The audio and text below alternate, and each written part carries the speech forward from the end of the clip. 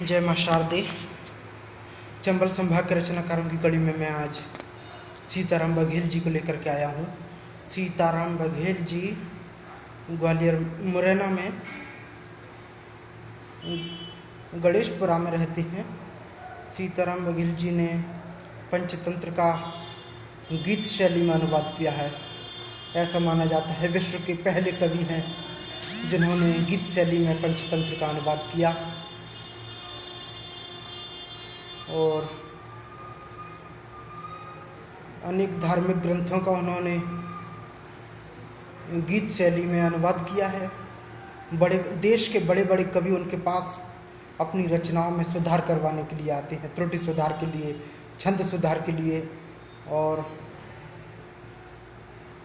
अच्छे विद्वान हैं, व्याख्याता और शिक्षक के पद पर रहे, हॉस्टल के अधीक्षक हैं वर्तमान में। और उनकी एक रचना भी प्रस्तुत करेंगे अपन। और उनका परिचय, उन्होंने धार्मिक ग्रंथ ज़्यादा लिखे हैं। उनका बहुत सारा साहित्य अप्रकाशित ज़्यादा है, लिखा बहुत है उन्होंने, लेकिन अप्रकाशित ज़्यादा है और प्रकाशित कम है। तो हम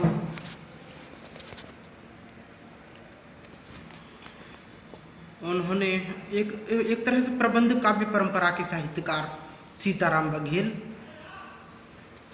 दादा सीताराम बघेल की प्रामाणिकता का मूल आधार करह धाम के संत बाबा रतन दास के चरित्र से प्रेरणा उनको मिली, तो उन्होंने लिखा रत्नायन महाकाव्य।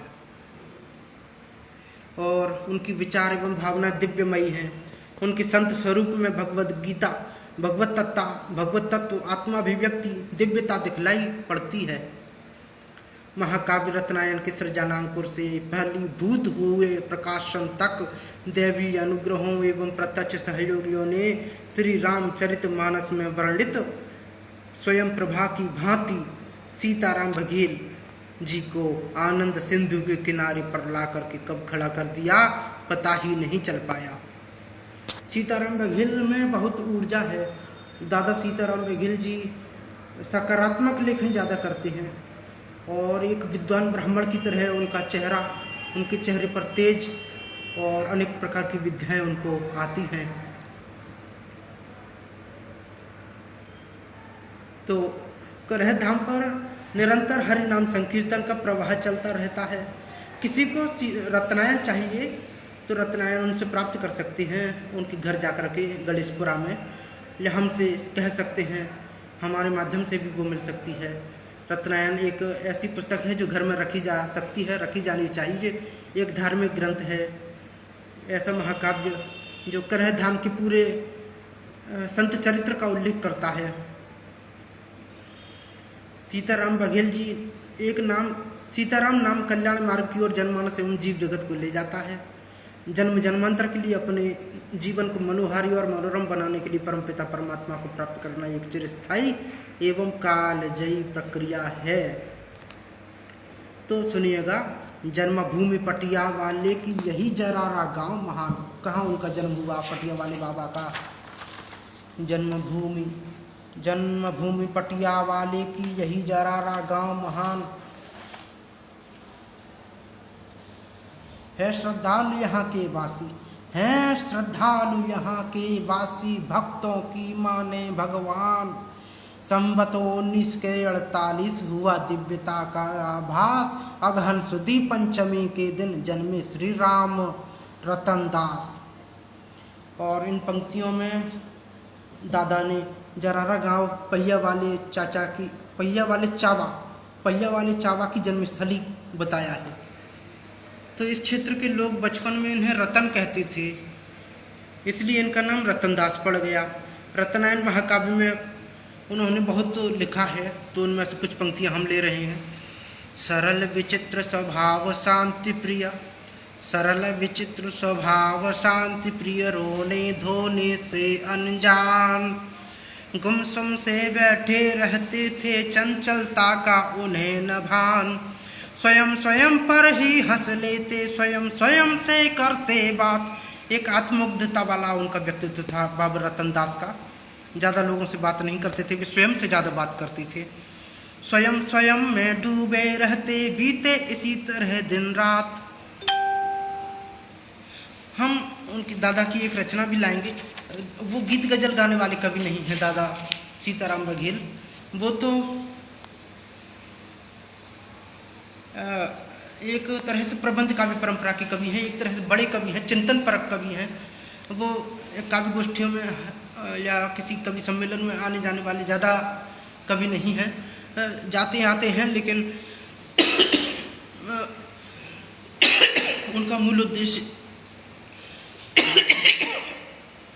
प्रबंध काव्य परंपरा का लेखन है। तो उनका एक गीत हम ले रहे हैं, है यहाँ आनंद है संताप भी, तो सुनिएगा। है यहाँ आनंद है संताप भी, जिंदगी वरदान है अभिशाप भी। दान विद्या तप कुछ भी नहीं, दान विद्या तप कुछ भी नहीं, स्वयं को जब तौलना सीखा नहीं। क्रूरता का बास तन में, क्रूरता का बास तन में, क्रूरता का बास तन मन में रहा, प्रेम से मुंह खोलना सीखा नहीं। अच्छी पंक्तियां हैं, फिर से ले लेते हैं। है यहाँ आनंद है संताप भी, जिंदगी वरदान है अभिशाप भी। दान विद्या ज्ञान तप कुछ भी नहीं, दान विद्या ज्ञान तप कुछ भी नहीं, स्वयं को जब तौलना सीखा नहीं। क्रूरता को जब तौलना सीखा, स्वयं को जब तौलना सीखा नहीं, स्वयं को जब तौलना सीखा नहीं। क्रूरता का बास तन मन में रहा, क्रूरता का बास तन मन में रहा, प्रेम से मुंह खोलना सीखा नहीं। जिंदगी है हर्ष और विलाप भी, जिंदगी है हर्ष और विलाप भी। जिंदगी वरदान है अभिशाप भी, जिंदगी वरदान है अभिशाप भी। क्या जिए जीते रहे अज्ञान में, क्या जिए जीते रहे अज्ञान में।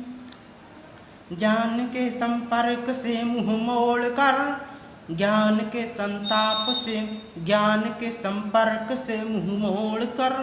तर्क है कांटों के, तर्क कांटे हैं कुतर्कों से सभी, तर्क कांटे हैं कुतर्कों से सभी, तर्क कांटे हैं कुतर्कों से सभी। आत्मश्लाघा से स्वयं को जोड़कर, आत्मश्लाघा मीन्स आत्म प्रशंसा, आत्मश्लाघा से स्वयं को जोड़कर, आत्मश्लाघा से स्वयं को जोड़कर। जिंदगी संतोष पश्चाताप भी, जिंदगी संतोष पश्चाताप भी। जिंदगी वरदान है अभिशाप भी।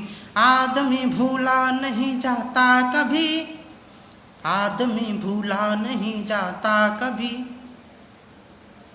यदि उसे जीना सही आ गया तो, आदमी भूला नहीं जाता कभी।